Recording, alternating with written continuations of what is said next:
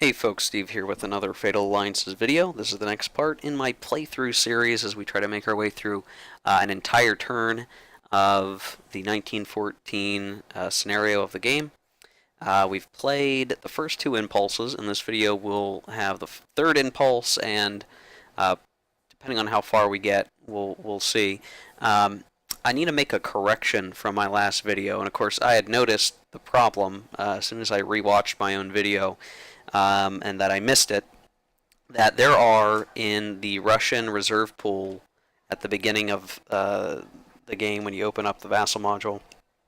In here, there are militia units that do not have the RES reserve notation, and when Russia becomes at war with a major power, instead of calling them out in reserve, those ones that have the RES are placed into the force pool to be built whenever you decide to build them. So there were 6 units that did not, or should not have been placed, that did get placed. And I've I've pulled them off, and I have them here just to flip them and show them. It's the militia for Kiev, the militia for Rostov, the militia for Minsk, the militia for that town that I'm not going to attempt to pronounce, then Saratov and Vladivostok. So if you've been following along and you place these reserve units out following my example, you're going to want to go ahead and pull those off, and you're going to want to put them in the militia force pool. So let me just get this on screen so you can see where I'm putting it, and I'm going to throw it in here. So now I'll have to build these. They are cheap. They don't take long, but they are only going to go up in the cities that they're set to, which, if you get Vladivostok, you might not need it. So, not sure when we'll build these, if ever, but there you go. Now we get back to where things were at the end of the last video.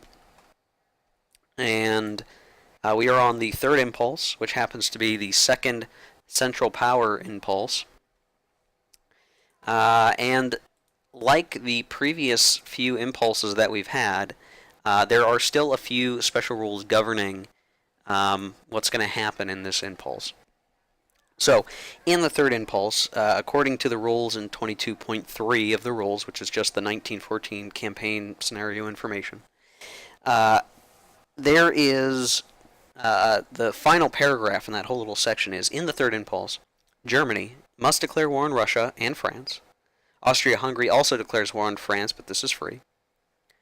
The Central Powers may also, at the same time, make any other declarations of war if they wish. There's a typo in the latest version of the rule that says "it they wish." You can ignore that. It's "if they wish," obviously. We're going to roll the U.S. and Commonwealth entry chits for all these declarations of war, but they are not going to cost any political points, at least for the ones this turn. Now, what that means from a gameplay perspective is this is really where the war gets mostly unleashed. And when Germany declares war on Russia and France, you're asking that question in your mind about Belgium. Well, that's part of that whole, you can make any other declarations of war if they wish. And this gives a little bit of leeway to the German player, because if you're pursuing an East First campaign starter, which I talked a little bit about in my setup videos before, you could just choose not to declare war on Belgium at all. You could refrain from that and focus your forces mostly against Russia and just, fortify these hexes here, and then maybe keep a few folks over here in case France invades Belgium, which they could decide to do. I mean, that's a possible option. So we'll have to, when we get to that part of the turn in declaring war, make a determination of if we'd like to go the historical route. And I've set up the units, if I remember correctly, for a mostly, historical west push. I think, if I remember right, I think this is that. So we will follow through with that. Now, because this is the first impulse in a new set of 2. There's some things that we're going to do that we didn't do before. So we're going to roll for weather. So if you look at, let's see, that would be section 8 of the rules. It's going to ask us to roll a die and consult the weather chart. I'm also going to point out that I'm not feeling super great today, and I have a bit of a cough, so I will periodically needing to mute myself so I don't cough in your ear. I apologize in advance for that. Just the way it is. Okay, so the first weather roll that had come in previously at the start of the game, pre-rolled for us as part of the scenario, was that July, August, and a 5 was rolled, which meant fine weather pretty much everywhere. We're going to go ahead and roll our D10 just to see where we're at now. And we roll a 6. We look at July, August on your charts. Again, like all my other videos I've done up to this point, the weather chart, the player charts, there are not a PDF of those, and there are pictures to share, and I have them off on another screen. If you're looking at your game, please look at that in person or with whatever you have. So July, August, and we look down at the number 6, cross-reference that, and it's the exact same set of weather as the last set of impulses, and the impulse marker will continue to slide 1 square per impulse, which is the number in the white circle. So from the weather weather part of this, nothing new has changed. Now we will get to our declaring war step. So let's see. I think I might have to cough again. Sorry. Alright, let's see. Are we going to break any neutrality pacts? Well, there are none to do. And a major power announces which major powers on the other side they are declaring war on or attempting to declare war on, and this may cost political points. So that we're looking at section 9 of the rules. Again, there's a little step-by-step. So Germany is obviously going to declare war on Russia and France, as dictated. So let's look at what that's going to do for our entry rolls. So each the U.S. and the Commonwealth are going to get to do a poll for the declaration of war on France. So if I look at the U.S. entry part of the player aid chart, we're going to see should be Germany declares war on France. Where is that? Okay, so Central Powers declare war on Commonwealth or France or both. 5, and it is a 15. The rating is a 15 for the die roll for the U.S. action. So, what that is going to do is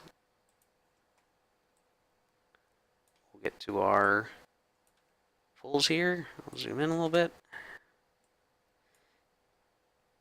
So right away, the U.S. is going to get 1 for sure. We'll put that in. And now we're going to roll a die. If it is 5 or less, they will get another one. And it is, so they will get another one. The Commonwealth will also do the same. They'll get a 3. And will they get another one? No, they will not get another one. I rolled a 7. Now we will do the poll for Russia. So it is Germany declares war on Russia. That's number 13 on the U.S. entry actions chart. That's just an 8. So we will roll for the U.S. And I got another 7. So that's good. They will get one. And the Commonwealth also are going to get another one. Alright. So now we're going to move on. I'm going to reference back to my rules here. Alright, so we've declared war on the major powers. That is complete, and we did the U.S. entry actions for those guys. Let's see, if the U.S. is attempting to join war, no. Which neutral minor countries are we going to declare war on? Well, I think we are going to go ahead and declare war on Belgium. We are going to do that. So, we will have yet another pool for the U.S. entry. If we check, again, the chart again, let's see, where is it? Number 20. Central Powers declare war on Belgium. It is a rating of 12. We're number 12. So we will do 1 for the U.S. Goes in. We roll a d10.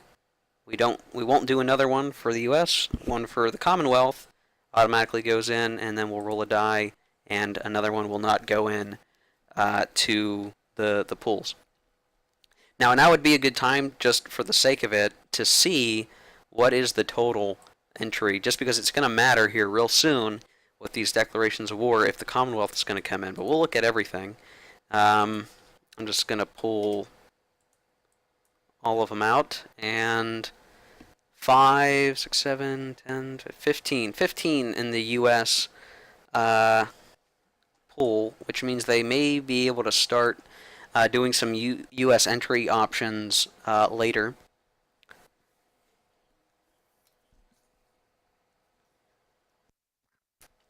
So I'll go ahead and put these guys back.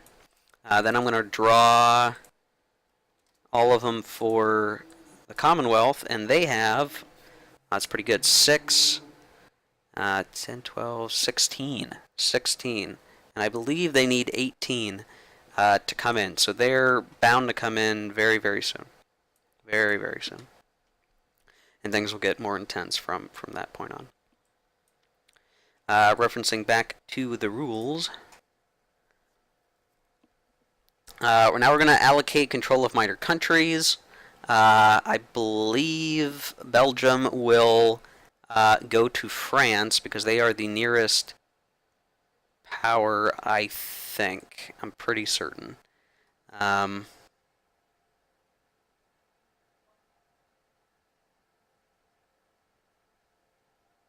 me check out the aligning minors. So this is 9.6 of the rules. Or no, 9.5. I'm sorry, we're allocating control.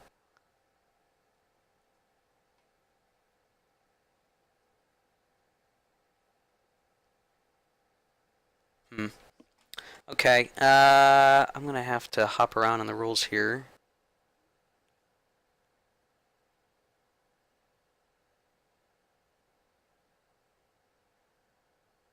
We're going to have the minor go to the major power whose capital is closest to the minor's capital. And that's 20.2, which are the rules about minor nations. So if the capital is Brussels, that would be 1, 2, 3, 4 versus 1, 2, 3, 4, 5. So yes, Belgium will align with France. I'm trying to remember if there is a Belgian marker here, and I'm thinking there is not one. No, here it is. Okay, so they're going to be brought in as an active ally, so I'm going to go ahead and just find the morale and political chart. I'm going to find their little guy here, and because they're coming in, they got declared one, they are going to just join the allies from here on out. Obviously, Serbia is also over here. I forgot to do that earlier, so there you go. All the wonderful allies. So now we're going to set up the units. So ordinarily, how normal minor country setup happens is that you're going to set up their units in hexes controlled by that minor. You're going to set up each of the minor's land and aircraft units that has an early year on its back. If it has the current year on its back, put it on the production circle to arrive as reinforcement next turn. But there is something special for the Belgians. So because we decided to attack Belgium on the first turn of the game, 21.14, the Schlieffen Plan special rule comes into effect. So you can go check out 21.14. But what it is that if Germany attacks Belgium on the first turn of the game, which we're doing, Belgian units must set up face down in Belgian cities and do not exert zones of control on German units during the surprise impulse. French units may still exert zones of control into Belgium. So all these hexes here that are right next to France are going to have zones of control in here from those units, but pretty much everywhere else will not, and we've got to put all these Belgian units in either Antwerp, Brussels, or Liège. So I'm going to, I'm just going to grab, I think they have less than 10. Yeah.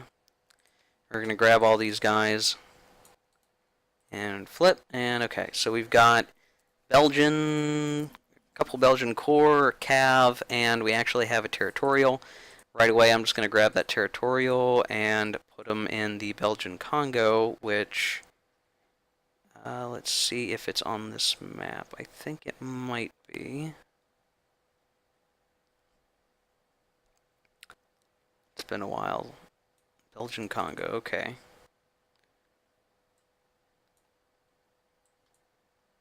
Sorry, I have to do some scrolling here to make this all work.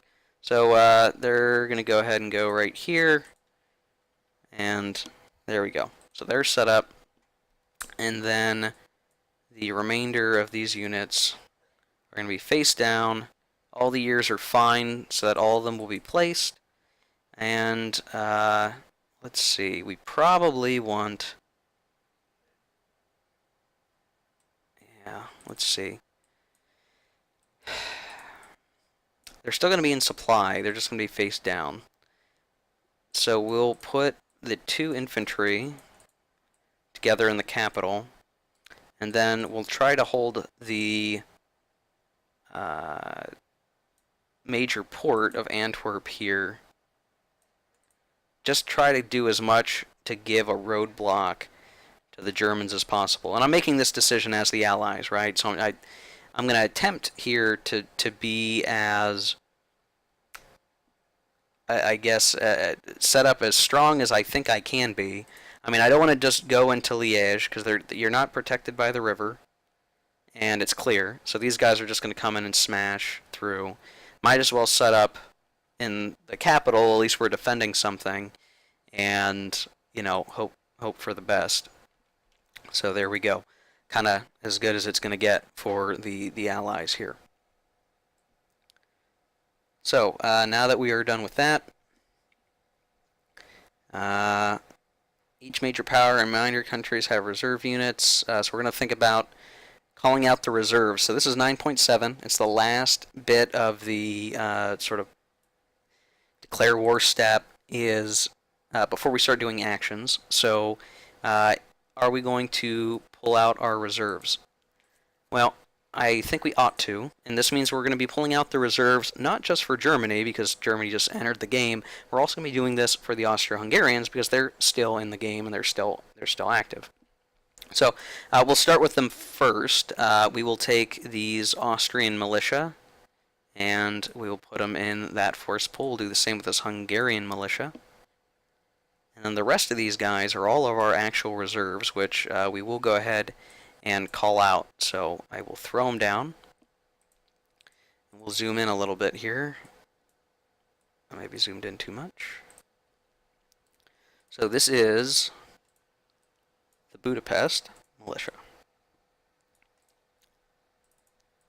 This is the Graz. Whoops. The Graz Militia. The Vienna Militia.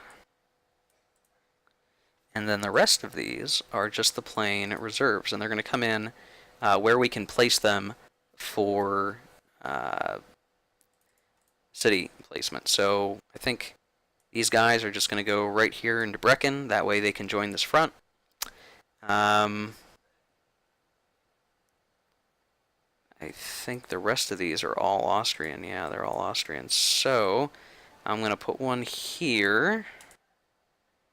And then I think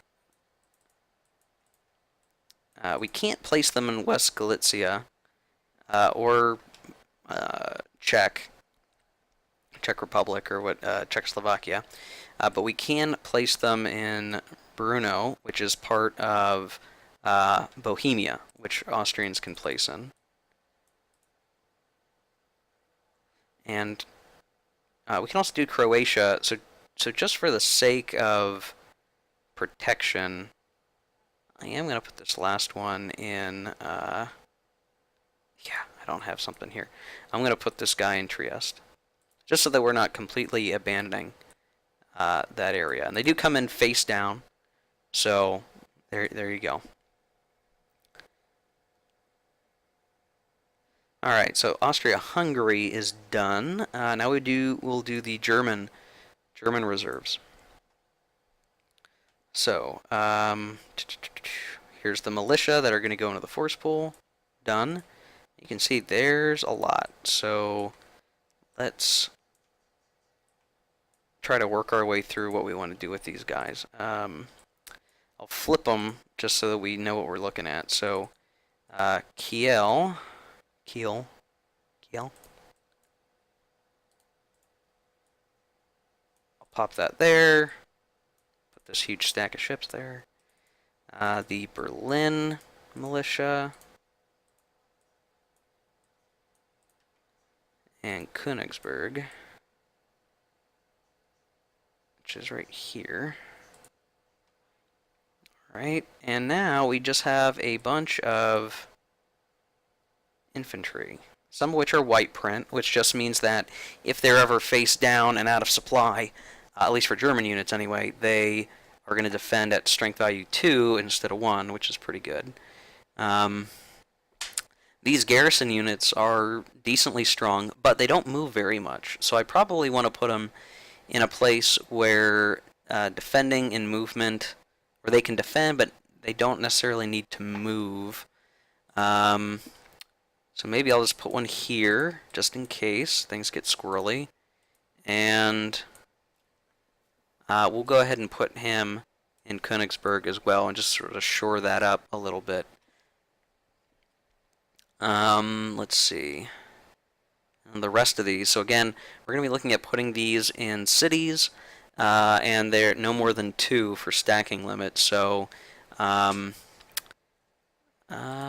just flip all of them, and I'm not going to be too particular here, just because I think we've got enough. We've got enough going on here. I'm going to put one in Poznan. We'll put a couple in Breslau. I think everything else over here, just strictly over here, is about filled up for stacking for cities. So maybe we'll put 2 more in Stettin, and the rest of these I probably want to put as reinforcements to the Western Front, because you know we're going to end up needing them. Yeah, I think that'll work.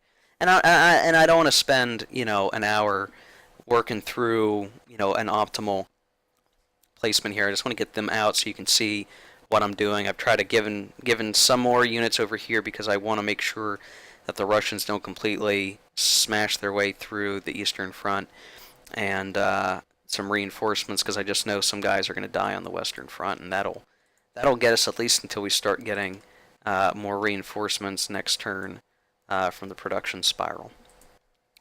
So now we get to choose actions, and the funny thing about this is that as opposed to the previous impulses, we are not limited by our action type this turn. We do not have a required action type.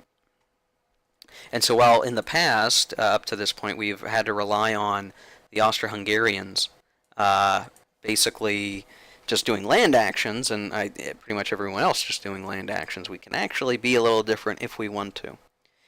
I'm thinking about what I want to do here. The thing is, I think land action is still probably the best action to take. I'm trying to think if there's any reason to do anything else, because if we do a land action, we can do as much land stuff as we want, which obviously we're going to want to do a whole good bit of. If we chose something like a combined action, we could do some land stuff, but then move some ships out, and you can see I've got some convoys out here in the Baltic that are at risk, for instance. But it's sort of a question of, well, if I took a combined and I put some ships out here to protect the convoys, it might not matter to the Russians, because the Russians might be saying, well, I was never going to bother bothering these convoys anyway. I was just going to do a land action, because they would need to have taken a combined or a naval action to come out here and attack those guys. So I think, at least for this particular impulse, we're just going to stick with land actions. And it's important to point out that when you're controlling multiple powers, right? If you're playing a multiplayer game, it's important to know too, if you're controlling just one nation, each major power gets to pick its own action. So we could, if we wanted to, have Austria-Hungary take a land action and Germany take a combined action or a naval action, and we'd still run through the sequence of play, all following the same order, but at the different points of that sequence of play, these powers would not always be doing the same thing. Yeah. So I think we're just gonna do land actions, which is gonna give us basically as much land stuff as we want to do. And the only other things that we're really limited by are going to be, let's see, rail movement. We're still going to be limited a little bit by. We're not going to be able to do a ton of ground strikes with air. We can still do as much as we want to with artillery, but with air, though I don't think that's going to really come into play, other than observing. And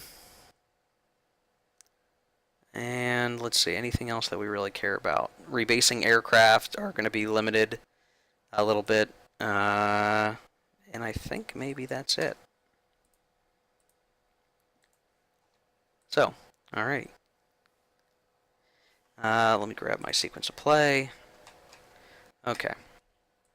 So, we're going to run through these, and again, and this is something really easy that you could screw up, and you need to make sure if you're playing multiplayer that you're coordinating this a little bit. You're going to do for instance, all ground strike missions for both factions, any and all, before you do land movement. You're really not supposed to say, like, Germany starts moving units while Austria-Hungary's still doing ground strikes, because it's all supposed to happen beforehand. If we're trying to speed up play, as long as you and your opponents agree to, multitask, maybe that's okay. But just know that the actions and results of these different missions and different actions might impact the decisions you make, and you don't want to really create an unfair advantage, kind of thing. Okay, so Naval Air Missions, none. Naval movement, none. Naval combat, none. Opponent's naval combat, none. Strategic bombardment, probably none, but something to look at. If we were going to spend one of our precious air missions, what we could do is send the Zeppelin to go bomb something. It's got a range of 9. 1, 2, 3, 4, 5, 6, 7, 8, 9. Not quite far enough to get a French factory, but when the Commonwealth enters the war, 1, 2, 3, 4, 5, 6, 7, 8, 9, London is in range, and we could do some Zeppelin raids. And that's why I've set up the balloon here, the Zeppelin here, because it is just within range of London. And it's got a greater range than I think most other, not much is going to hit the Zeppelin, but the Zeppelin's going to be able to get over here and cause trouble. But I think right now there's going to be no strategic bombardment this turn. Now we have ground strike missions. So again, we're going to need to look at and make sure we do all of our ground strike missions that we're going to do before we do anything else. So I'm going to go to that section of the rules again. Okay. Something I'm trying to make sure of is that okay, yeah, that's considered ground support. The tricky bit with some of these air missions, if you look at your player aid chart, ground striking with airplanes, which is like tactical bombing with your airplanes, is something that is limited for your air missions. So if we do a ground strike, out of the two well, really it's 3 air missions for Germany, but 2 air missions for Austria-Hungary. If we do ground strikes with planes, that's going to take away from that. But when we do ground support, and I'm just trying to make sure of that, but when you do ground support and observation, which we'll need to do every time we attack, ideally, you can do as much of that as you want. So you got to be a little tricky in how you want to do that. Okay, so we're going to do ground strikes. We're going to do it for everybody, everyone that we control, and as much as we're conceivably able to do. Now, a couple of things. Germany has surprise on Russia. Germany has surprise on the Belgians and the French. But the Austro-Hungarians do not have surprise on anybody. And, you know, again, if you're going to want to reference the rules,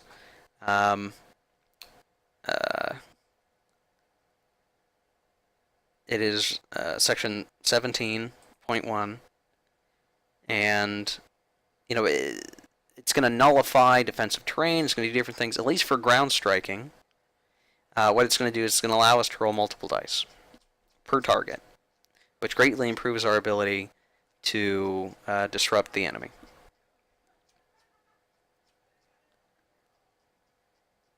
I apologize, I'm trying to get back to where the rules are.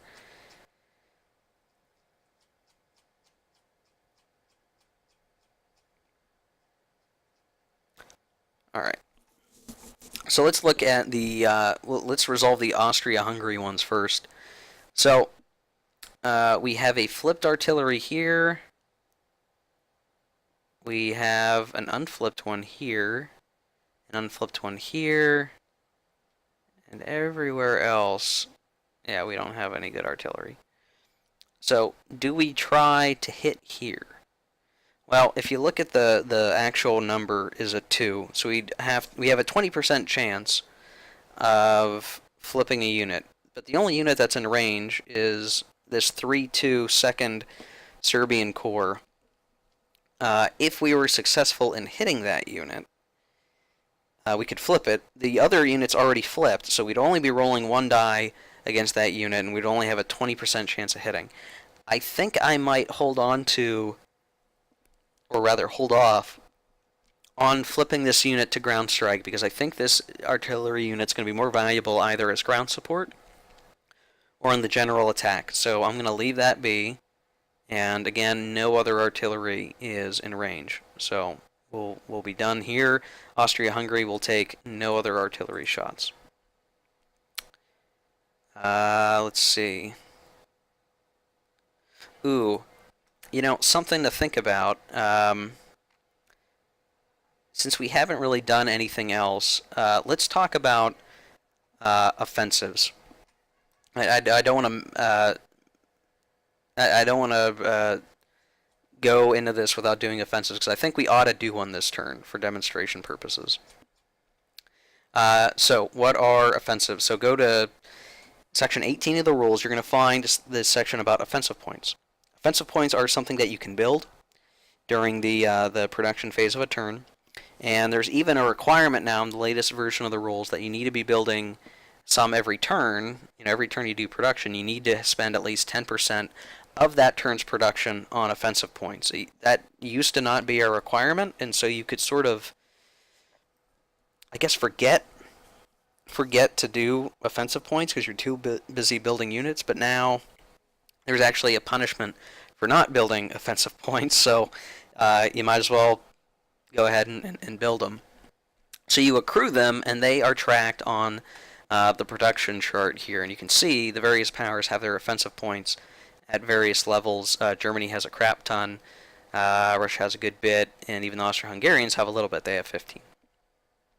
So how do you use them? Well, at the beginning of your action, so we're technically going to reverse time a little tiny bit because we haven't actually taken any action. So we're going to rewind. So there's a couple different ways to use it. You can spend offensive points to reorganize one of your headquarters units if they're flipped. So you can a headquarters unit like Friedrich here could become flipped because he got flipped to unflip units, reorganize units that had been flipped. Then the only way to reflip them is to wait till the end of the turn, and that's kind of lame.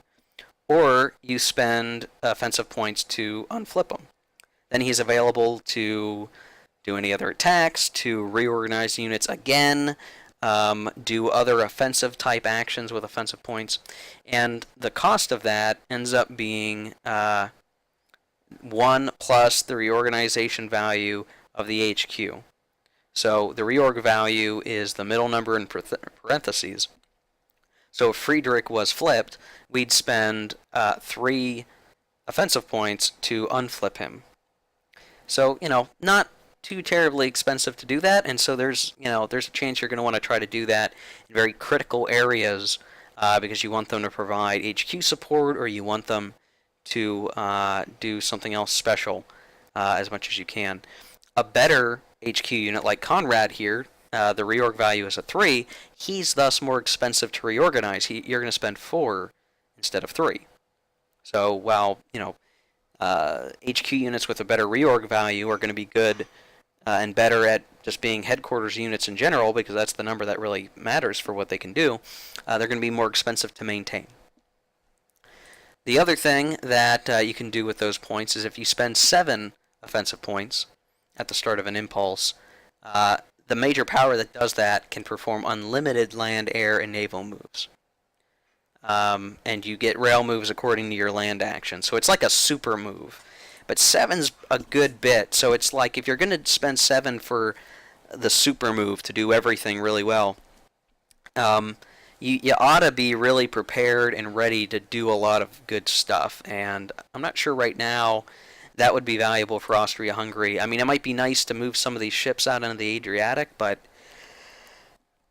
it's not really critical. So I don't think we're going to do that. The other thing, and which is what I think we're going to try to do here, is, and we're going to maybe do this for both Austria-Hungary and Austria-Hungary and Germany, is do HQ benefits. So that's 18.3 of the rules. Your HQs can provide combat benefits. Only one HQ may be chosen to provide benefits, and only to one action type. This impulse, even if you've chosen multiple actions.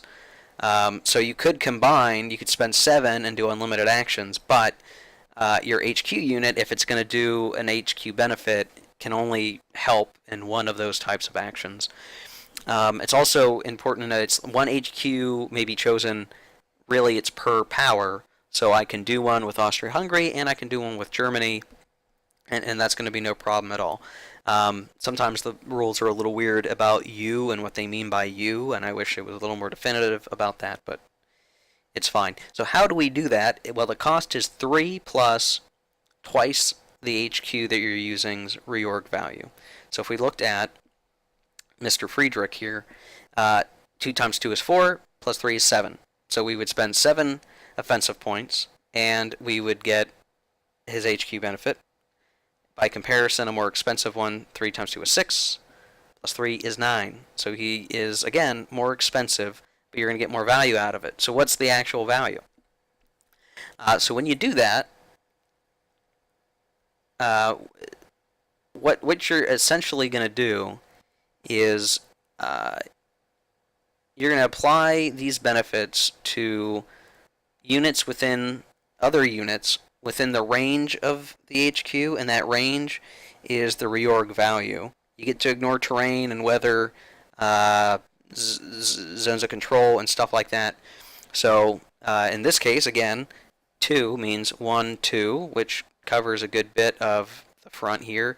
And this one's actually 3, and that covers even more of the front here, 3 hexes away, units within 3 hexes. So if we're doing this for a land action, a naval action, in my opinion, isn't as strong. It basically allows you to do better naval search rolls, which is okay, but the HQ's got to be in a port on the sea zone that you're doing it in, so But for a land action, after paying the appropriate offensive point cost at the start of the land action, specify one of your face-up HQs, you may double the combat factors of cooperating land units within range of the HQ when you declare land combat. You can have bombarding artillery roll an extra die during the ground strike, so this might be a reason why we might still do a ground strike with this artillery unit, depending on how we feel. It can also provide HQ support with that HQ without turning it face down, though that HQ unit still has to be involved in combat. And you can do this to the number of units in the impulse as twice the HQ or reorganization value.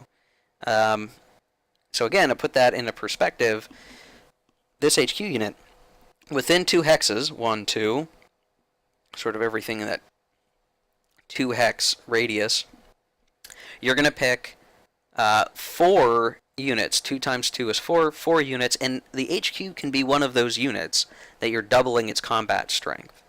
But otherwise, it is going to be just, 4 units, right? By comparison, Conrad has 6. 2 times 3 is 6, so 6 units. And you're going to reach a lot more units that way. And so this becomes one of those things of, well, maybe it really is a whole lot better to choose a particular set of units to do this with. I think what we're going to do is... we're going to spend the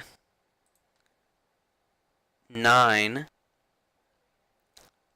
offensive points. So this would bring us down to 6 offensive points to power up Conrad,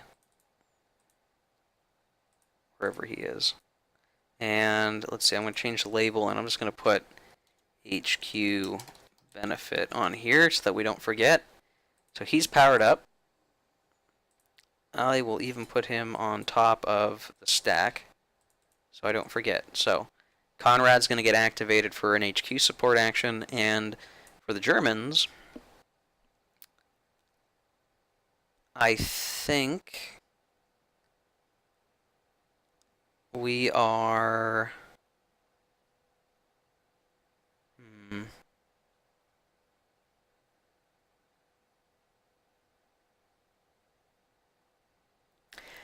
It's an interesting question. If I power up Moltke, these units are going to come in here and they're going to hit pretty hard. But they're going to hit pretty hard anyway.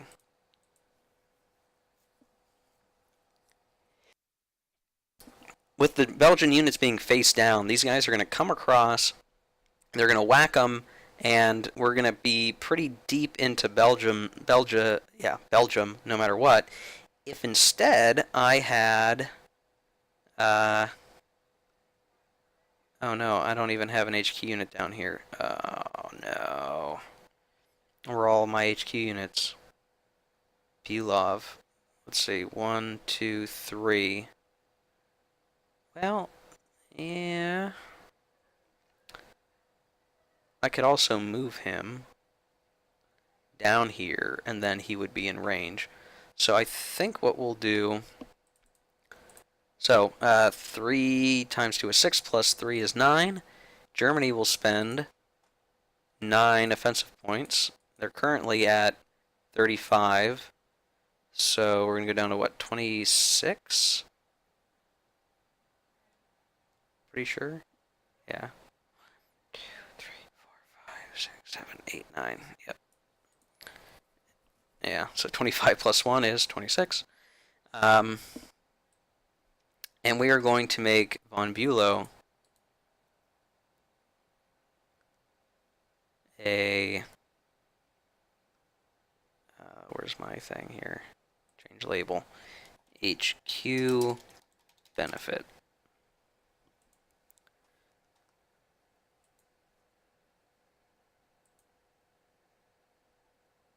And I think the way this, based on how I'm reading the rules here, and this is going to be kind of something important, is that you provide this benefit during the action. So by saying I'm giving the benefit to von Bülow here, he's going to enhance each unit during land combat. But because land combat hasn't happened yet, and won't happen until after movement, I can move one...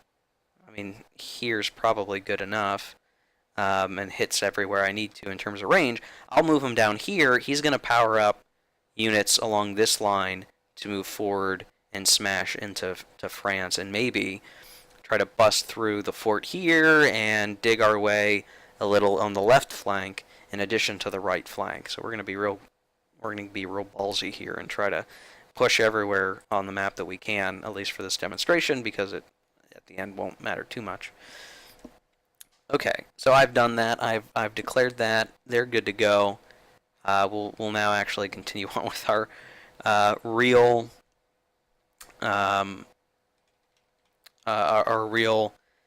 action. So ground striking.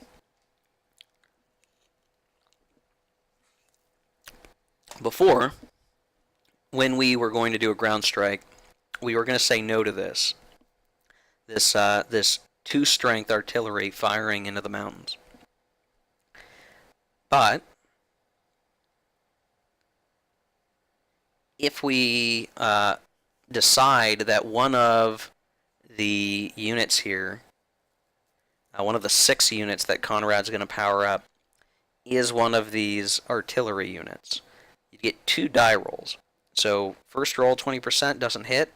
Okay, we roll another die and see if it hits. Or if we didn't ground strike and we left this unit to be a land, we were going to use this unit in land combat somehow, then the actual value here would be doubled to 4, which is going to make it more valuable for that kind of attack. So it's more of a, I'm going to add combat factors for certain, more than I'm going to take a 20% chance and another 20% chance to flip the last unit here. So I'm still not going to fire that artillery ground strike here. I'm going to hold off. I don't want to do that quite yet.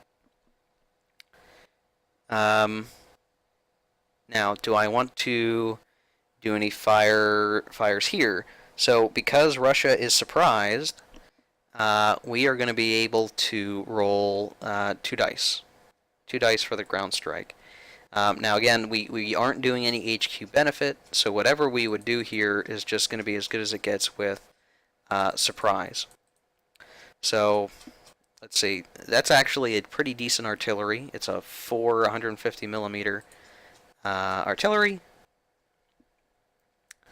Let's see. We could, yeah, I think this is going to be worth a shot. So we're going to roll, we're going to fire this artillery. I'm going to go ahead and flip it. Just going to flip it now to get it out of the way. And we're going to roll 2 dice for each unit in this hex. So this is going to actually be a fair number of dice. So we're going to work our way from the bottom up. So for this core unit, we'll roll a die. 3. It's a success. Flipped. Now for this unit. That failed. I'll roll again. And it was a success. Oh. And now for this artillery unit, hopefully we flip this, that means one less artillery unit for us to deal with unless Russia tries to do some reorganization. So we'll roll a die. Fail. Fail. Oh, that's rough. That's rough. That could have gone better, but with 2 infantry corps flipped, that at least wards them off a little bit. Over here, now, let's see. This is going to be a little tougher because I have to think about how I'm going to be artillery striking a fort. In the latest version of the rules, and this is Big Bertha, by the way, this 420 millimeter artillery, which is a pretty powerful artillery unit. You notice it's got a 50-50 chance of hitting whatever we're going to hit. However, because we'd be hitting a fort, we would need to do spotting first. So what we need to do is select a unit to do the spotting, and it will be probably this unit here. I don't think I have...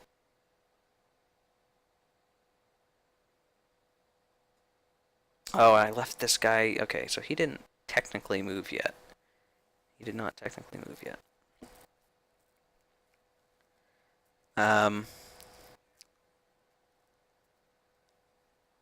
Okay.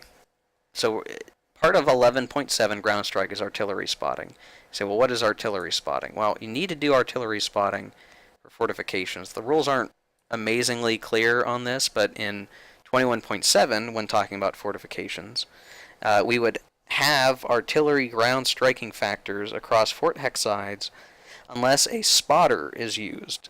And so, because there's no fighters yet, you know, we would do this as this is going to be one of our 2 aircraft actions, one of our 3 aircraft actions for Germany. So we will have. Am I sure I don't have any other planes? I don't necessarily want to use this one. Yeah, I'm going to have to.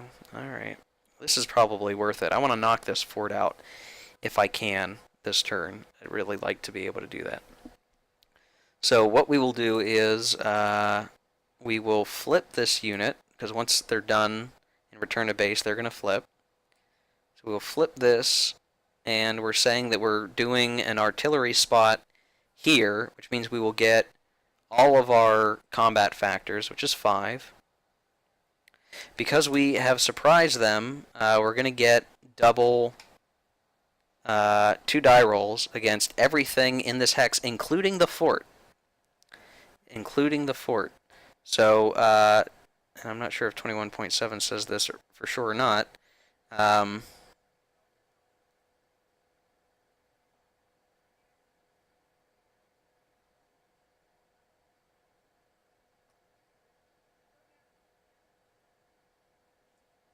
I'm not sure where in the rules it says this, but I do believe that forts can be flipped, just like any other unit, because of ground striking. I'm pretty confident that is the case. I'm having trouble finding it here, so I'm telling you the 100% truth. But I believe that is the case, and it is a major reason why you want to be artillery striking as many of the forts that you come across as possible. So we're going to include them in here. Now, the other part of this is, do I want to make, because this unit is still in range of Bulow, I can supercharge this, and it's going to provide more dice to the roll.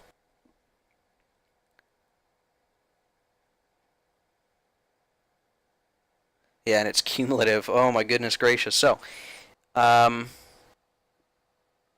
think, let's see, 1, 2, 3. The rest of these guys are going to end up rolling. Yeah, you know what? I think it's worth it.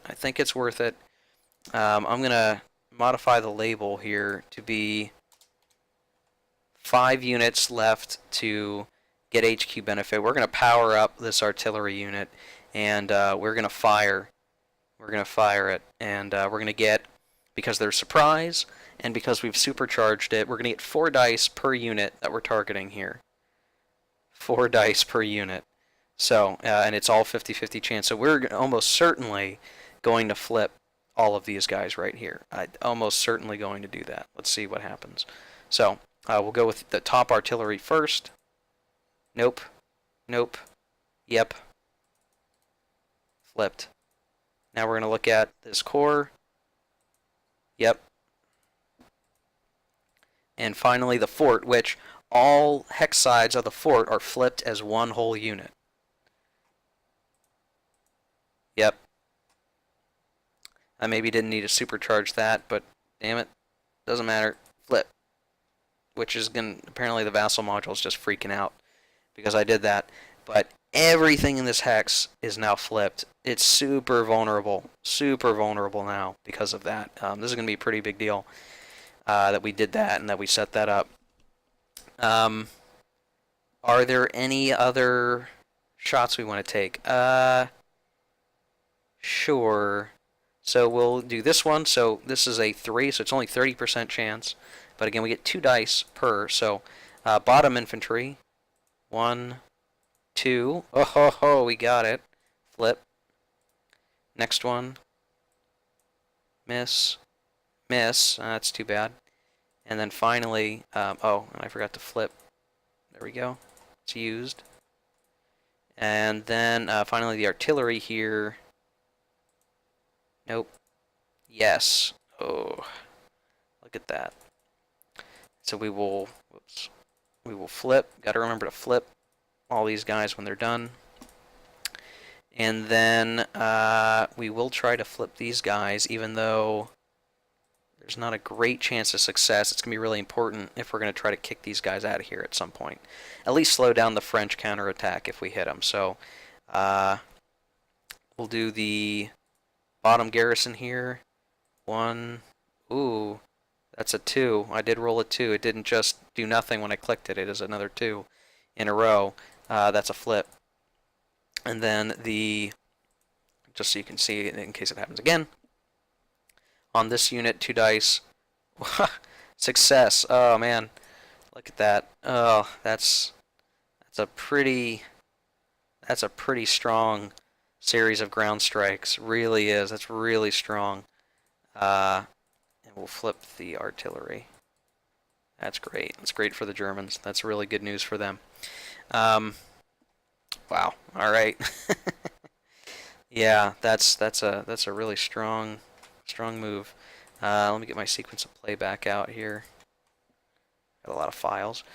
Okay, ground strikes are over. Do we want to rail move anything? Honestly, I don't think we do.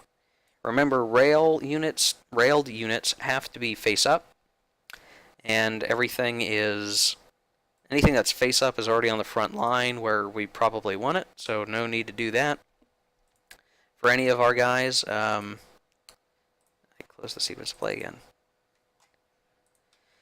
Okay, land movement. Alright, so this should be, and let's see, after that, debark land units, no. Invasions, no. Land combat, air bases, any extra reorg, which we're probably not going to do. So all we need to do left in the turn are moves and, or in the impulse rather, is moves and land combat. So we'll try to burn our way through that. This video is already an hour long. Oh my goodness gracious, I'm sorry guys. Okay, so movement. I want to be really careful about how we do this. Yeah, okay. So, we're going to move this entire stack up to here. We're going to move these guys. I'm going to move 1 unit here. I'll leave these guys here for now. I do not think any other movement is worthwhile right now. I think this is fine for the time being. Yeah. As for over here, I think these guys are set up as best as they can be. We can't move our face-down res, and these guys are going to be holding on for dear life across the river here. So no movement for the Austro-Hungarians. Now for the Germans. Let's see. Is it worth moving forward and attacking? I'm not sure that there's a great opportunity here to do any of that.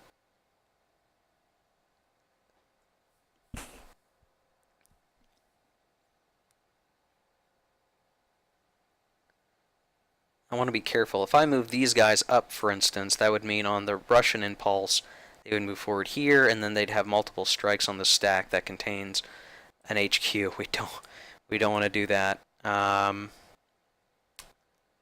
Yeah, I think I'm going to leave this here. I'm going to let the Russians come to us, at least up here, and then maybe down here. Well, we'll see. We'll see what happens. I don't think we need to move over here yet. We will want to make sure we have plenty of movement over here.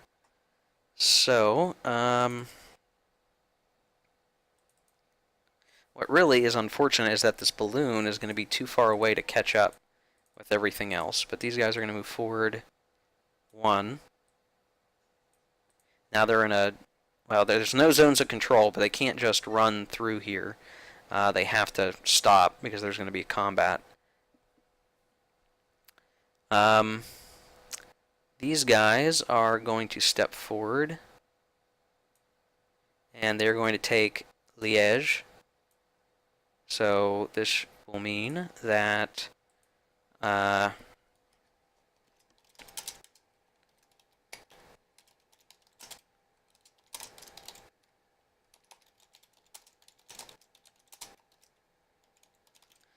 because the Germans took a red factory, the Liège factory, they are going to be getting an extra factory to use during the production round. These guys, let's see, will... You know, it's interesting. I have the engineer down here, but I probably should have put him up here. Because there's no zone of control, I think what I want to do... it's kind of a tough call here. It would be better for my line if I only advanced 1. If I come out here, I'm stuck out maybe too much. So I am just going to go up 1. Now we have taken a resource from Belgium. This is not going to cause a loss or anything to morale for anyone, but it is going to be good for the Germans in general. They basically just picked up a production point here. Von Bülow is going to move down here, and these guys will move up here.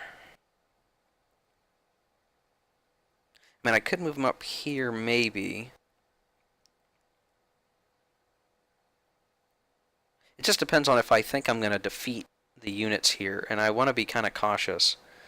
So maybe it's better...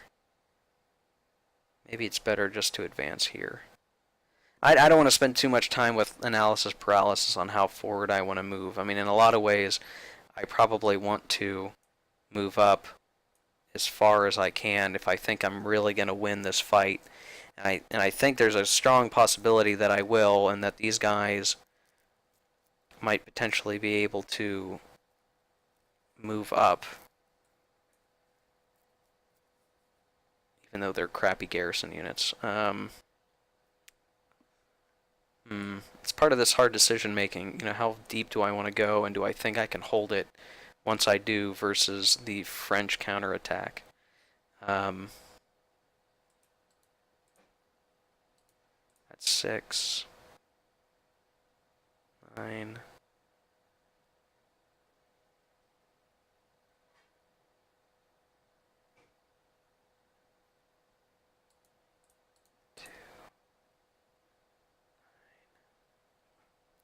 Yeah, I think moving them up this far is going to be fine. I will take the risk. Screw it. We move this guy down here. That's all good. So I think that's all movement. And now we have land combats. The HQ benefit for Conrad was given to nobody over here. So we still have 6 units that can be sort of super powered. Right away, I'm going to do all 3 here. So I'm going to change the label of benefit for all 3 of them. Of course, I'm going to have to type it every time. Just as a mnemonic so I remember. So these 3. And then I also want...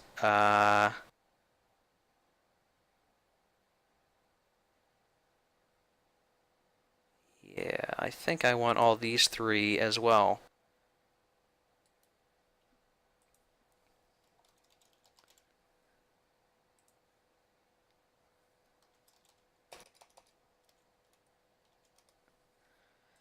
And they're all in range, 1, 2. And the idea here is I'm going to have these guys attack and hopefully eliminate this unit.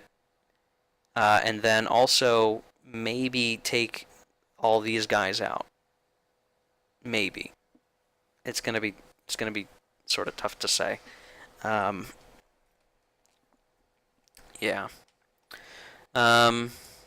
Okay. So, with that in mind, we're gonna do some land combat.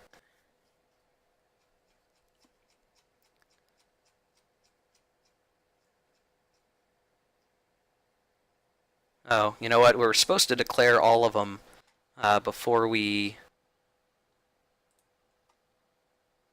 actually resolve them. So let me see if there's an attack marker here that we can use. I don't think there is.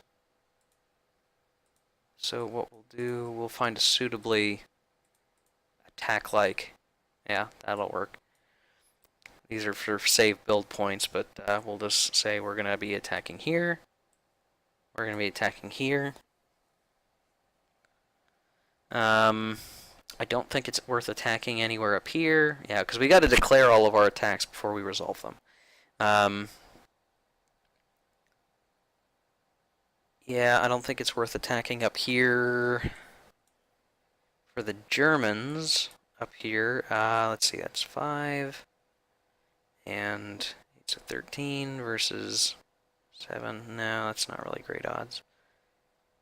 And same thing up here. Oh, there was a artillery hidden that we could have used, but that's okay. If it's unflipped, it's going to make it harder for these guys to attack, so that's fine.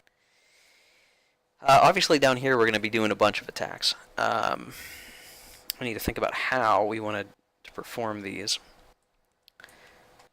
But, yeah, so there's going to be an attack here for certain.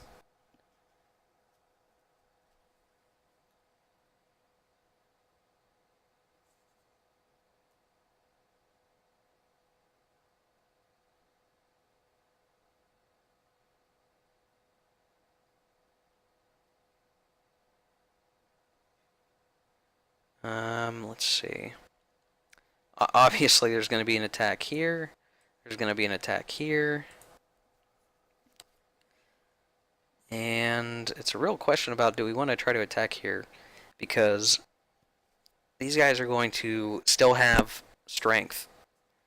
So our combined, you know, if we superpowered these guys and double their combat strength, that's 20 versus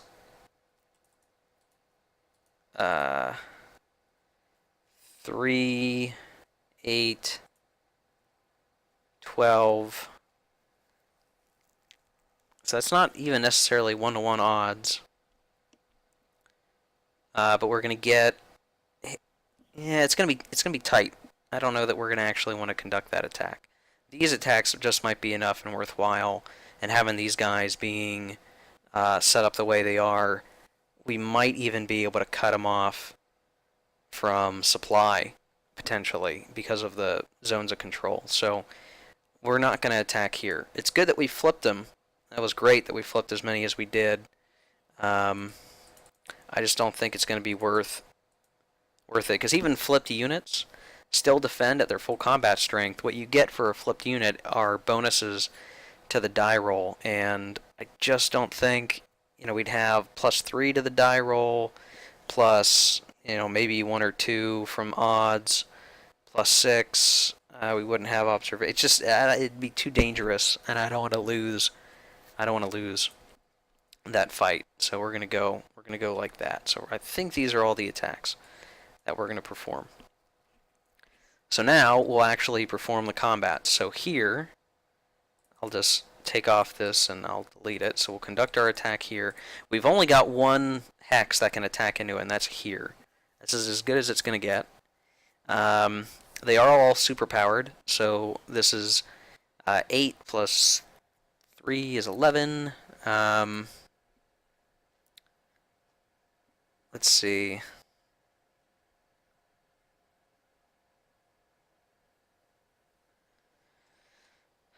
We could have one of these this artillery unit do ground support instead of just be involved in the normal combat, which would keep it from being chosen as a casualty.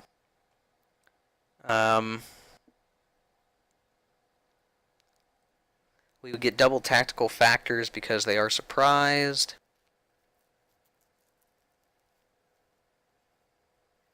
So that would be 6. Or they're not surprised. They are superpowered, though.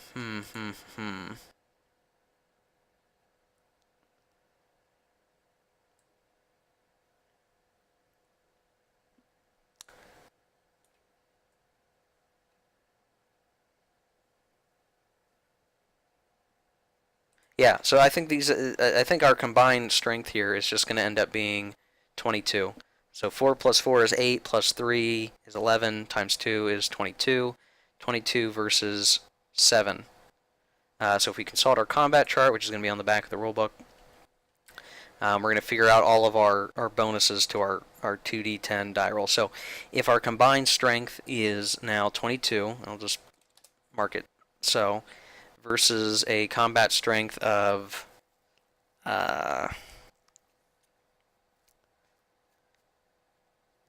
6, 7.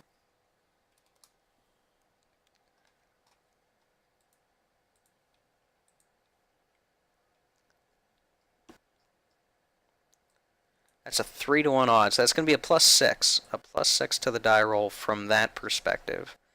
But there's going to be a few other things that are going to take away from that. +6 isn't even that great, but it's going to be worth a shot at this point, just because I'd love to take out the HQ.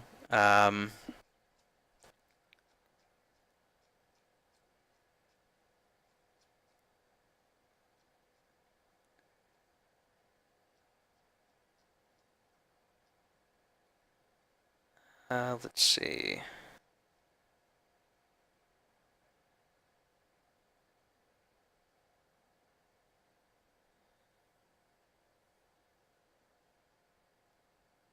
Because we are attacking the HQ, the hex with the HQ unit, that HQ unit cannot provide its own support to this combat, so it is just 22 to 7. Again, that's 3-to-1 odds, so that's a +6. Nothing is disrupted, so we don't get any bonuses for that. We are attacking without an observer right now. Oh, do we want to observe? Well, this is within range. And it's a question, would I rather have the observation here? And I think I do. So I am going to fly this plane to be an observer. And so I won't get a -1 to the die roll for being unobserved. I don't believe that the Serbians have any planes to do their own observation. I don't have any engineers attacking. Yeah, I think it's just going to be a +6 to the die roll. So, here we go. Let's see what happens. 13 plus 6 is a 19. Ooh, which is pretty good. Pretty good. So if you look on the 19 result, it is a yellow 1/1.5. So if we look at that, those losses are expressed as the attacker and then the defender. So we are going to lose 1 unit. And for this, we'll say it's this unit. We'll toss it here. And we'll use the Black Sea as our graveyard for Austria-Hungary, at least for the moment. And the opponent will have to lose 1.5, which, if I'm Serbia, I don't want to lose the HQ. And you'll note that the 19 result does not have an S, which means the other units are not shattered. I'll also point out that we are using the assault result, not the blitz, because we didn't have enough mechanized or armor units to be able to choose the result table, and typically assault is going to just be best for the defender anyway, so it was going to be assault. But 1.5 the half would be the division, and here's the other one.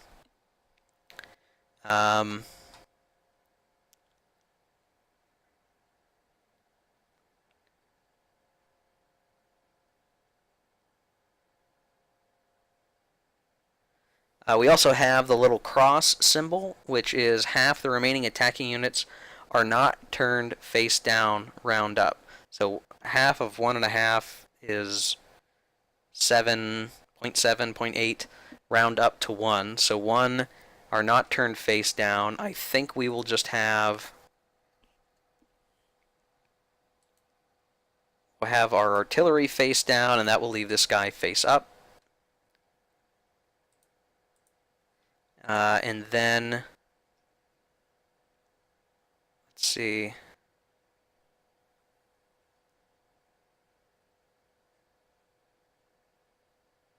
So, and this is really easy to forget. So we've gone through most of that combat, and now the final thing is, we would see, we're not going to advance after combat, because we didn't force them out. But we would look at 11.12.5.8, which is facing. So you would turn all attacking units face down after the combat unless the result was asterisked or had the cross beam telling us only half of our guys had to be flipped. So, half would remain face up, rounding up. So. Then the final word here is turn all the defending units face down if they retreated or if they lost more land units in the combat than the attacker. Because we did have the Serbians lose more land units in the combat, 1.5 versus 1. That means that the remaining unit, Alexander, the HQ unit, becomes flipped, which is really good. Because that limits its ability to help support the rest of the units. They can still get supply and everything, but it can't flip to reorganize, it can't do any of that other good fun stuff. One other thing is, because we successfully conducted that combat, we are going to want to look at, let's see, where is it?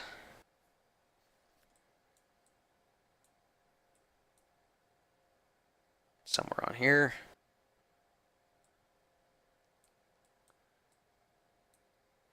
So on the politics part of the player aid chart, where you get political points, there is a line about winning a major victory. You'd get 2 political points for a major victory. Major victory means taking at least 2 build points and losses less than the other side after all rounds of combat. Only naval units count for naval battles, land units for land battles. So if we look here, the Austro-Hungarians lost 3 build points, the green number, here in our Black Sea graveyard, while the Serbians, really the Russians who are controlling them, lost 4. That means the difference isn't 2. This means this was not a major victory. The Austro-Hungarians will not get an additional set of political points, at least not yet. So that's it for that. Now we'll look at this next combat. I'll remove this guy here. So we have a doubled strength Serbian unit 6 plus Another 6 is 12. These guys are all superpowered. So let's see. We'll do it this way. The benefited 8, 10, 20 plus any attacking units in this hex, which sure, we will include these guys, but note that they don't have superpowers, or we did not superpower them up with Conrad's ability.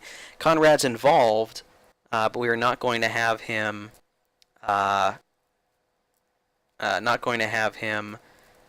do. He's not superpowered. Sorry, I'm stumbling over my words. So that's 8 versus the 12 that we had in here. 12 defending in the mountain. So that's 28 to 12. That is 2 to 1 odds, basically. Let's see what else we got. Can we do HQ benefit? That's going to be the question. And I believe we can. Not HQ benefit, I'm sorry, HQ support. Let's see.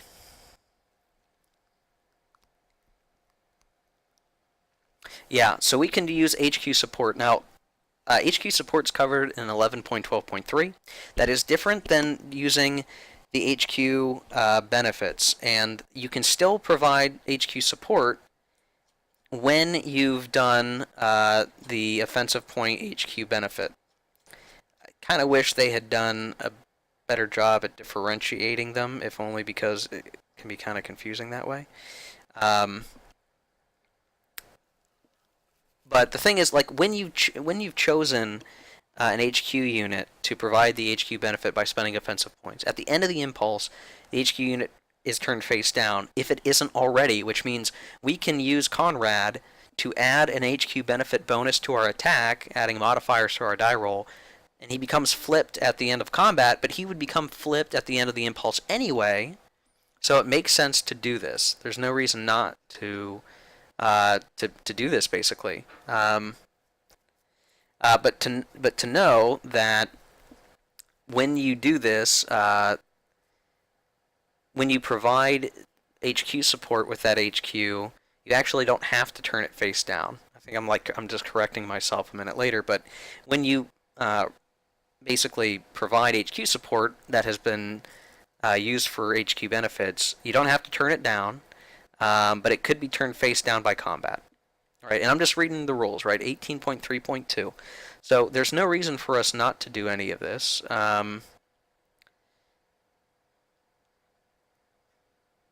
However, I didn't choose the HQ unit as one of our superpowered units, so it still will flip for providing HQ support. I'm sorry.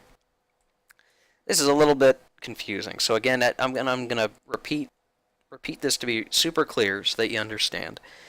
When you use offensive points for an HQ benefit, you do that at the beginning of your action. You spend 2 times the reorg number plus 3, and then during that land action or naval action or whatever, that HQ unit's going to power up, as I like to call it, or provide benefits to twice their reorg number in units, in a range that is their reorg number. So we're going to power up 6 units for Conrad. I chose these 3 units. Now, these 3 units and then these 3 units. There was one that was here that died. He's over here. It might have been better number-wise to, instead of powering up, say, this artillery unit, to power up Conrad so that we could provide the HQ support without flipping. But you know what? Whatever. This could be what you encounter in the game. Someone might not play optimally, and that's just the reality of the game. But remember that HQ support is different, and you can use HQ support at any time as long as you've got an HQ unit involved in the combat or adjacent when defending. And that's going to become, important for us here. So we will do that with Conrad. We will do HQ support in addition. So right now, our bonus for odds is going to be 2 to 1 odds. So that's a +4 base. That then we're going to add +2 for the disrupted core here. That makes it +6 total. I'm going to keep track of that here. We're also now going to add the HQ support. And how that works is that I'm losing track of my stuff.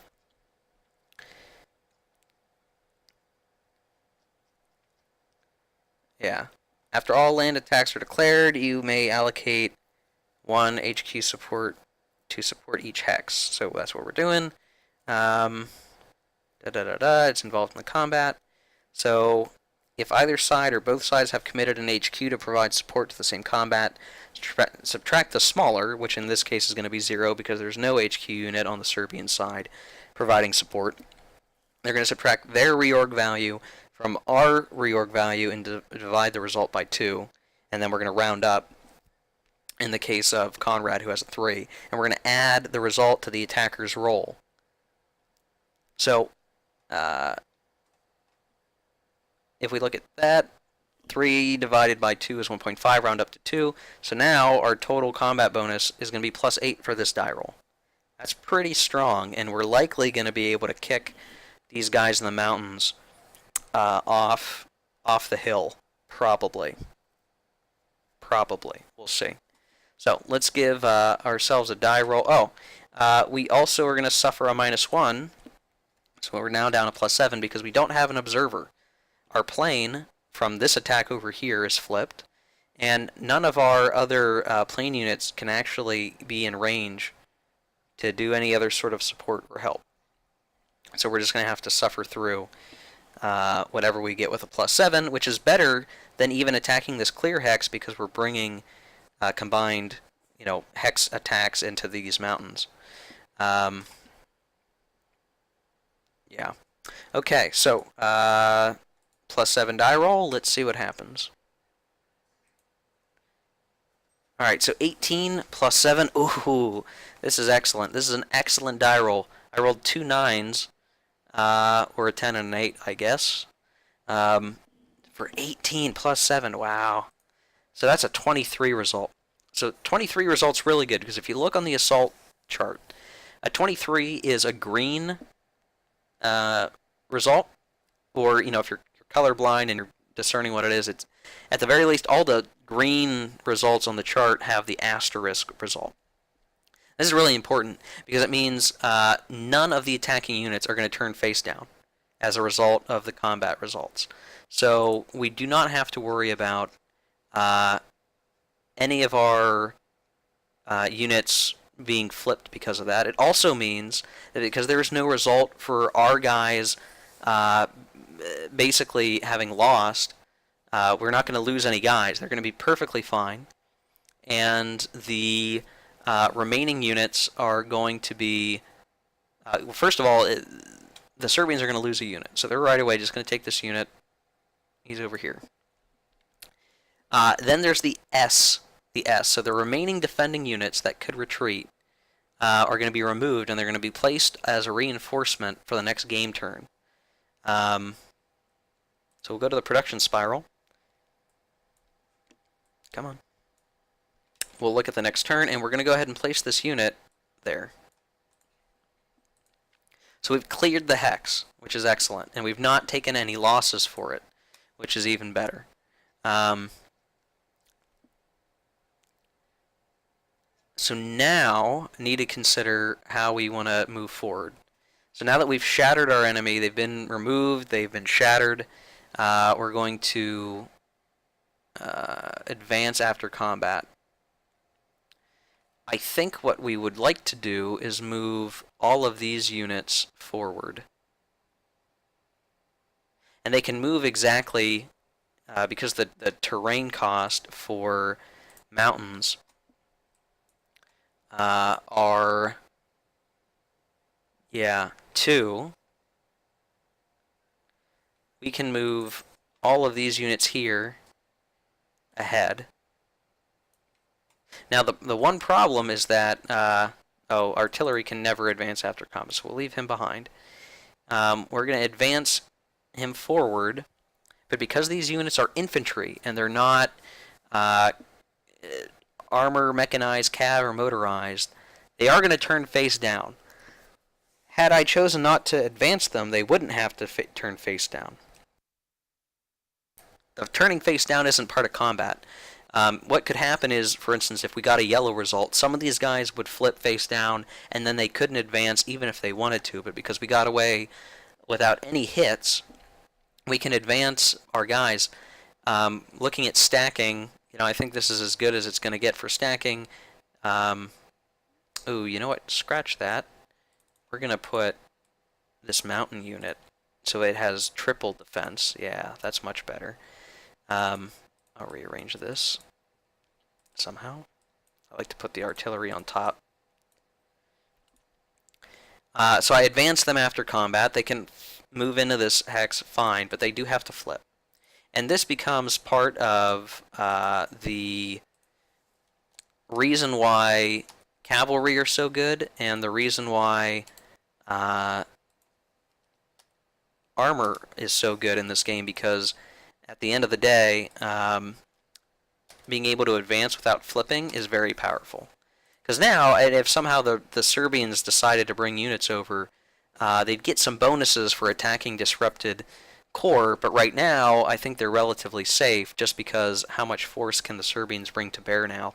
Their whole left wing has just been crippled hardcore, which is great. Now that we did the advance after combat, Conrad will flip.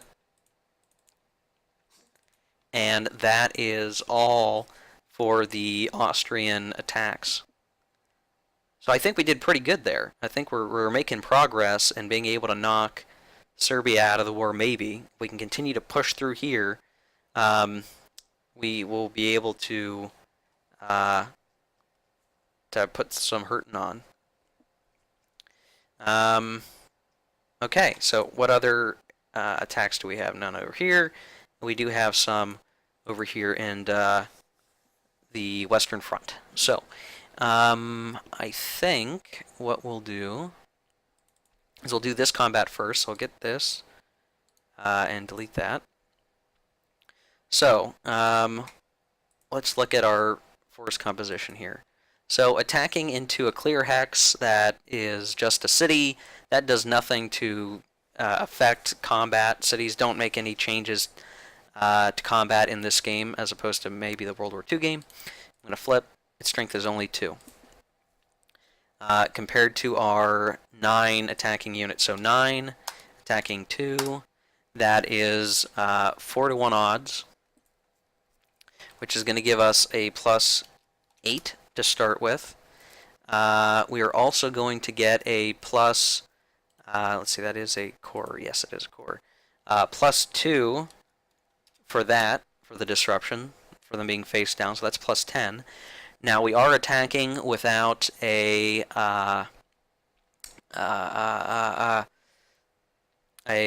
observer, though we could fly the Zeppelin in. I'm going to wait to do that. We'll go ahead and just let this be a plus 9 die roll. Double checking the rest of the charts, I do not think there is any other bonuses we can provide. We're ignoring the river, you can see here, because of the surprise. So no biggie there for us to worry about. I think that's it. I think it's just a plus 9 die roll, which is obviously very strong. Very strong. So let's see what the die roll is. 13. So 13 plus 9, 22. Not quite the hit we really would have liked to have, but it's pretty good. So first we're going to lose half a unit.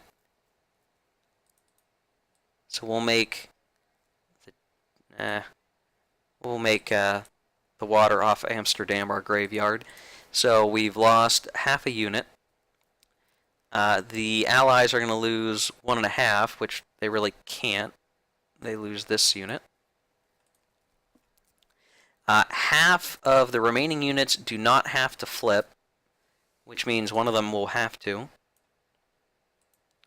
And now we can advance after combat. We will advance with this unit, which is a cavalry, which means we can advance into Antwerp, and we do not have to flip because it is a cavalry unit. We do not get a major victory here. We just lost 2-3. However, and I forgot to track this, the Central Powers do get one over here from this combat where we eliminated a unit with no losses. So I am going to go to the political point chart here, and the Central Powers are going to get 2 from 9 to 11 for that, which is all swell and good. Also, probably worth pointing out, if we look at our political chart, we did take a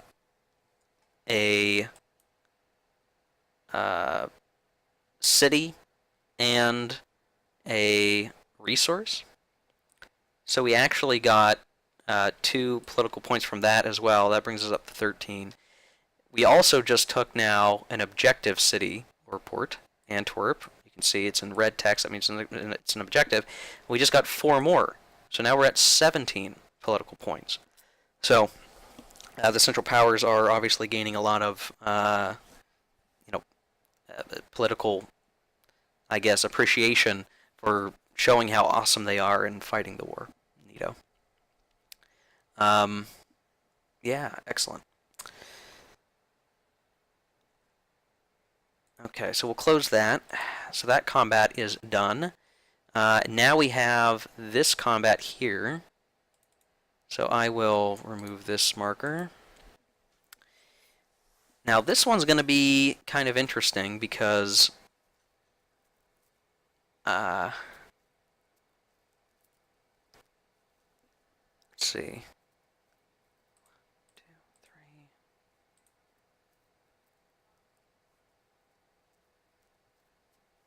Yeah, I might have screwed up using these points down here. I probably should have done something different. Oh well. So I think these guys and these guys are going to attack here. You know, we moved them up because there's no zone of control. They could move up, and now they'll attack from this angle and just make sure that there's nowhere for these guys to go. They're going to get crushed, and we will have taken the capital here.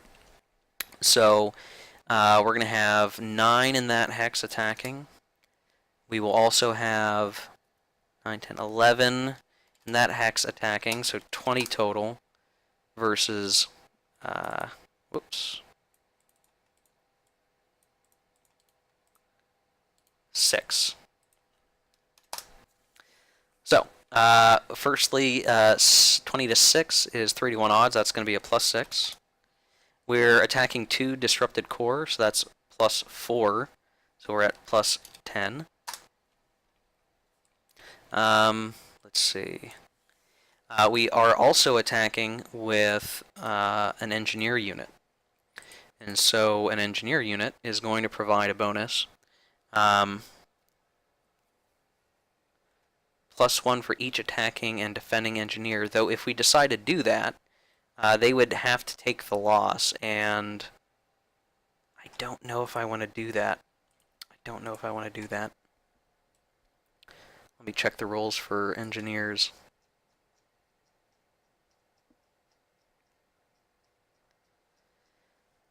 Where are you?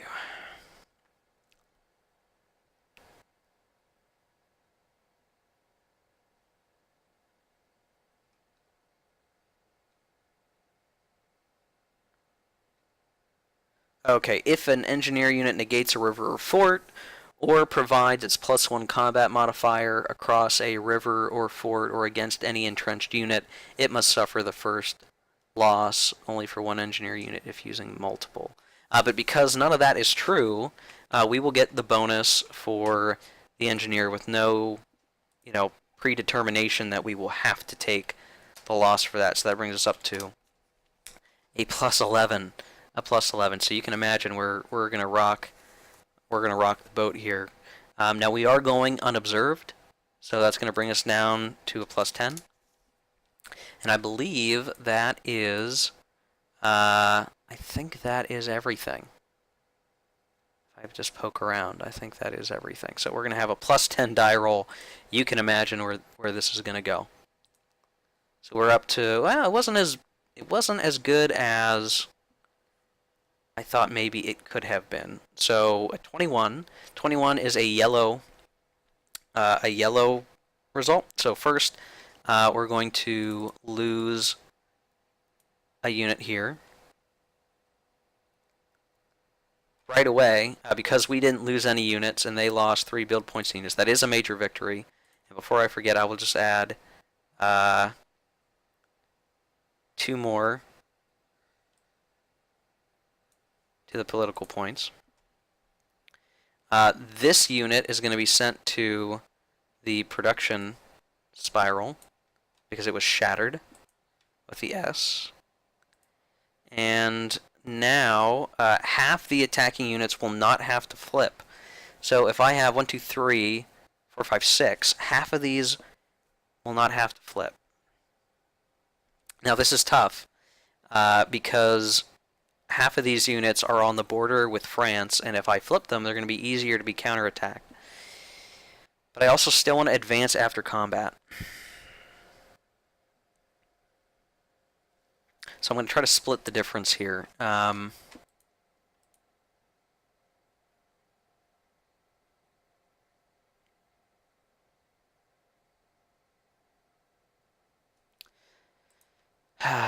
Yeah, I'm going to have to split the difference because I want to be able to move some of the cavalry forward without flipping so that they can take Belgium and then hold it effectively. But obviously there's some difficulty in that.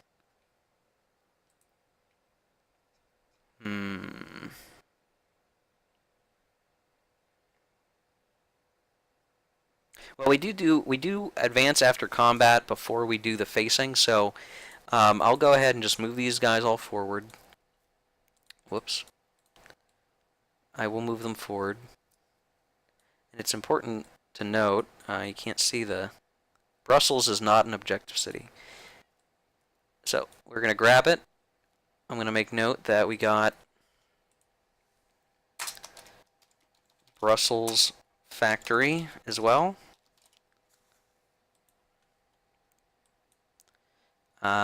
We took a minor capital.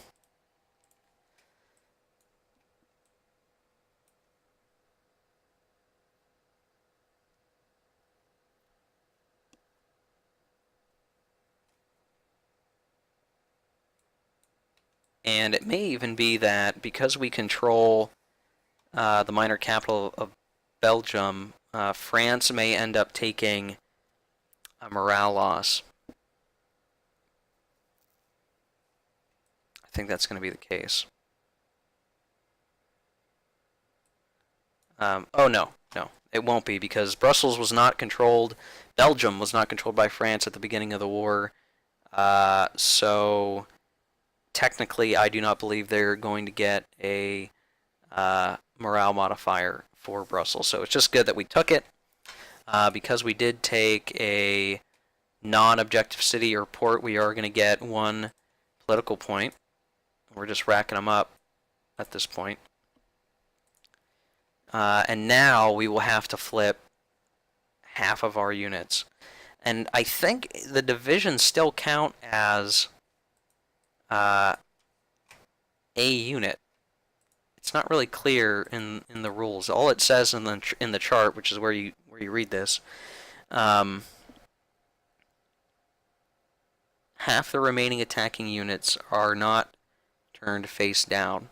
And to me that sounds like it's just units. So I think divisions count as a whole unit here. So we'll flip this guy, we'll flip this guy, and then I think we'll flip this guy.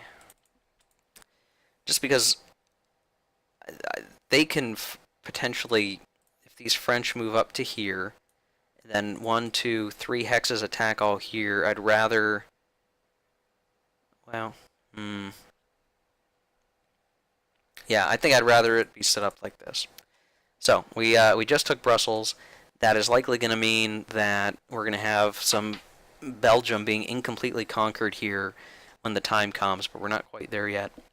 And then finally, our very last combat. How am I doing for time? Oh boy, an hour and 45 minutes. I am so sorry this is taking so long, guys, but we're working our way through it. This final one, we're going to remove. Now, it's again important, this hex has no protections anymore. It doesn't have the fort protection. It doesn't have a river. It is completely open to getting punched in the face. And that's going to be a pretty big deal as we complete this. So, I can still power up some units over here. I had powered up this artillery, and I don't believe I had powered up the rest of these guys, which is why I put the 5 in here, HQ benefit 5, that I still have 5 units that I can use. So, I think I'm going to power up the 2 garrison units, as well as all 3 of these units up here, and that's going to be the rest of the 5. So I'll just change this to, change this to blank. And we're going to power up everything attacking this hex. That's the only other attack we declared. So, if we double everything, 8, 2, 10, that's 20. If we double this, that's 6, that's 12. So that's what, 32 combined. Attacking 2, 4, so 6. That's pretty good. That's pretty strong. So that's 5 to 1 odds. So that's giving us a plus 10. We can't really get any of our other units in here for HQ support, unfortunately.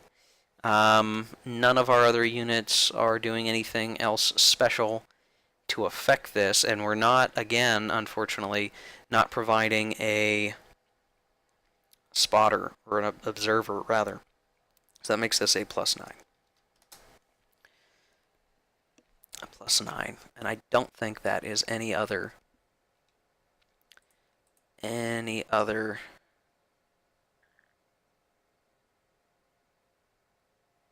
ones.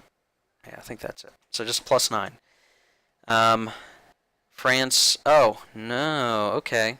Because this is a pretty critical hex to control, we'll go ahead and have France use its balloon here. It's going to flip, and it's going to provide its own observation, which is going to bring us down to a plus 8. That actually gives us a minus 1. So, like, for instance, if we had our own observer, we would ignore a minus 1 penalty. But if they have an observer, that gives us a minus 1 penalty on top of that. So it's really minus 2 for the lack of airplanes and the fact that they have a balloon doing spotting. So now it's only a plus 8. But I think that's going to be hopefully good enough. Hopefully good enough. We'll see. This could go real bad for us, but we'll see. 2d10 plus 8. So we got a rating of 20. We got 20. Alright, so we're going to lose a unit. And I will choose to lose this garrison unit.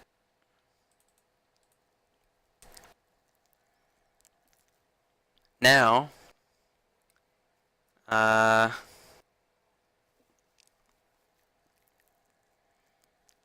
see. They're going to lose 1.5. So they're going to lose this guy and this guy. That's definitely a major victory. So we'll get 2 more political points. We're up to 22 now, which is quite a bit. And I'll move these guys out to sea a little bit since the graveyard's getting bigger. And we're going to have to flip half of our units that attacked. We attacked with 5.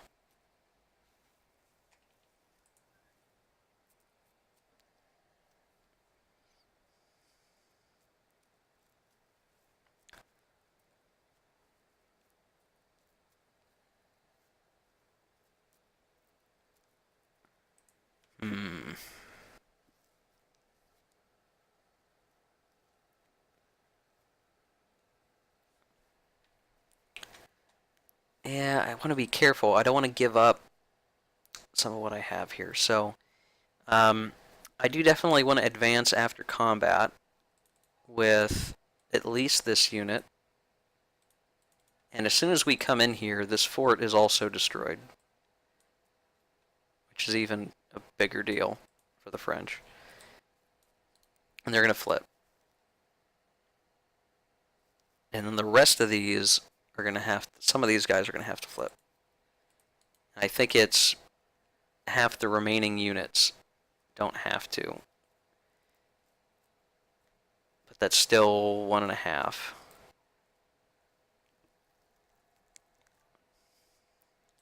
So we'll flip that. I think that's the right number of units to be flipped.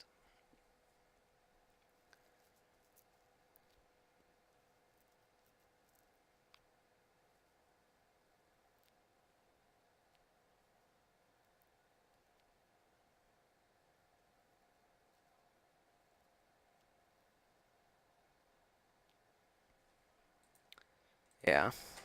What's kind of funny is if you look in the rules, it puts 11.12.5.7, which is advancing after combat, is before the facing, which is to turn all the attacking units face down after the combat, unless the result was an asterisk result.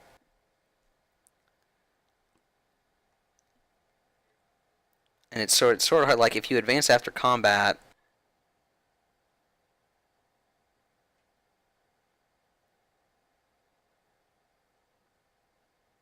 yeah, it's kind of weird. It's weird how the order of that kind of impacts what's left.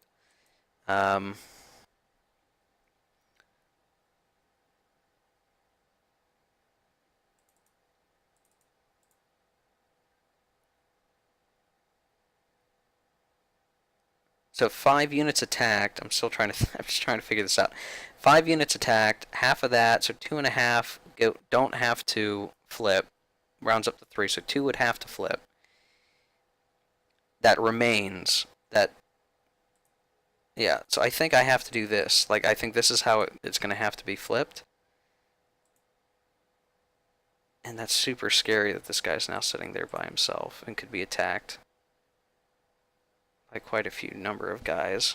So I'm going to be risky here, and I'm going to advance after combat with this guy. And we're going to flip him as well because he did that. And this means everything that I used in this attack is flipped, which makes this kind of a scary way to be. But I think we've still got time to do some last-minute fixing of the situation, and I'll get to that in a bit. Okay, so attacks are all done. Are we going to have any aircraft rebasing? Germany has a few of those. I'm going to move this guy up to here so he can help. He's flipped, so he can't do anything. The rest of these are about as good as they're going to get. Everything else over here has been used. I think leaving that balloon here is fine. That's fine, I think.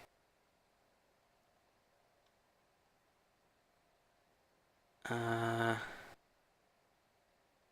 going to have him relocate up to here, and then I think that's it. That's all of the aircraft moves I've got. Final thing. You may reorganize a unit that started the step face down. It costs 1 so I'm thinking about reorganizing. So right before the end of our impulse, we can reorganize.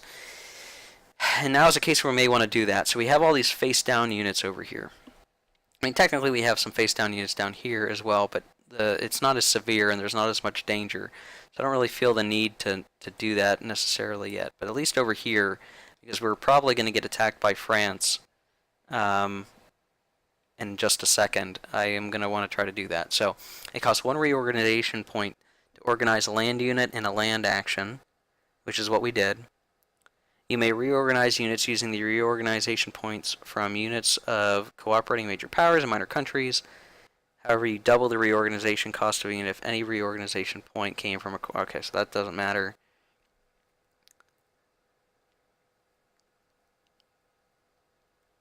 You may only reorganize an HQ during final reorganization.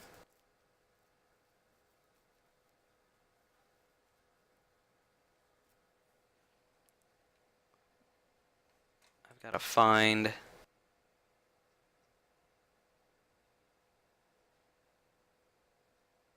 Okay, HQ, that's what I'm looking for. So we're going to look at section 11.14 at reorganization. I'm looking at 11.14.1, HQ reorganization. I'm going to, because this guy didn't get involved in ground support, and he's going to flip at the end of the impulse anyway, I should flip him for HQ reorganization. All the units, so 1, 2, 3, all these units that I'm most concerned about are within range. The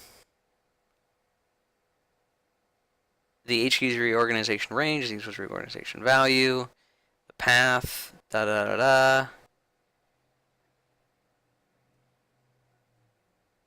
And an HQ has as many reorganization points as its reorganization value. Okay. So unfortunately, like, if I wanted to, I could flip these guys and get them reorganized. I don't know if I want to do that yet. 1, 2, 3.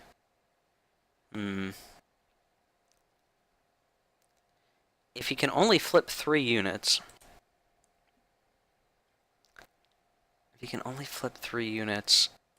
so I'm going to flip them, and now he can unflip 3 units, right?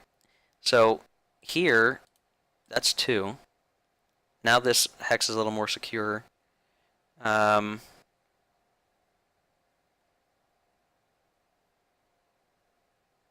gosh, I just left that open. That's really stupid of me. Why did I do that? Wow, that was really dumb. I should not have left this this hex unattended. This is really bad that I did that. Oh well. It's gonna have to do. It's just gonna have to do. Wow. All right. Okay. For that reason, well, if they defend by themselves, then they're not gonna get. Oh God, I'm really flailing here. I apologize.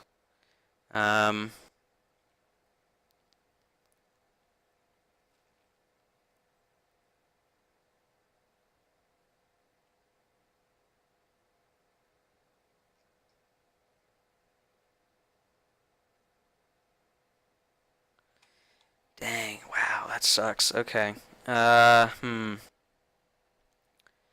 Yeah, I am going to, so that was 1, 2, and then here I will have him come up. Boy, that's dicey. Oh, man. I mean, there's sort of, yeah, it really comes down to, when I play as the Allies, do I want to try to attack this hex with my 1 infantry corps that's still alive? I don't know how I feel about that. Anyway. Okay, so our reorganizations are done. That is more or less the end of the impulse. If we go to the impulse track, we're now going to move forward to the 4th impulse. It's going to be the Allied impulse, and I think I'm going to call that a video. Whew.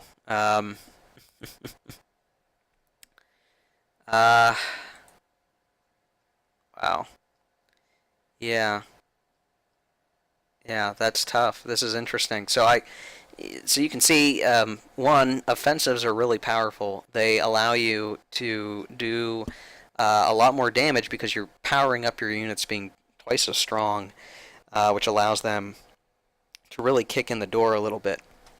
But one thing that you can't avoid is that you end up having to uh, sort of, I don't know, you're stuck with units that can't advance without flipping.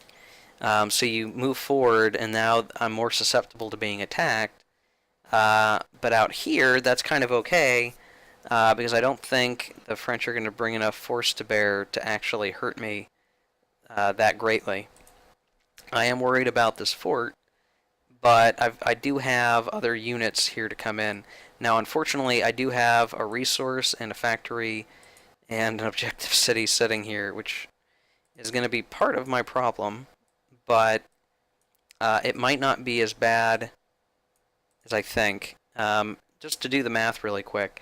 So if this unit attacks across the fort hex side, which will have to, it'll half its strength, which makes it 2, versus the combat strength of 1, so it's 2 to 1 odds, plus 4, plus 1 for attacking a disrupted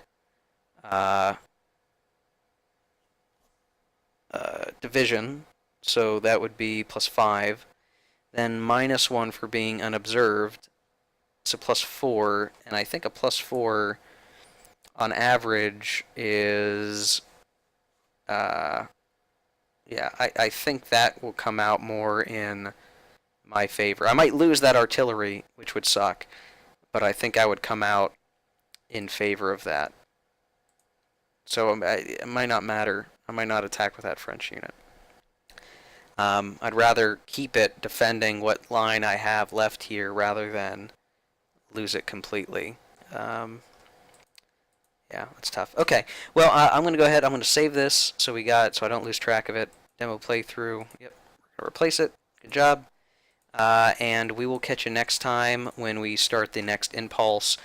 Sorry this video is so damn long, 2 hours long. We did a lot of stuff this video, and our graveyards are getting bigger and bigger and bigger, and it's going to be a pretty hefty impact on these nations' morale when we get to it. So we'll see what happens when Russia and France counterattack next video. Thank you for watching. If you like the video, go ahead and hit like. If you want to get more videos from me, go ahead and subscribe. I will do more than World in Flames and Fatal Alliances videos at some point. They're just taking up the majority of my interest and time right now. Take care. Happy New Year's Eve and Happy New Year, depending on when you're watching this video. And we'll catch you later.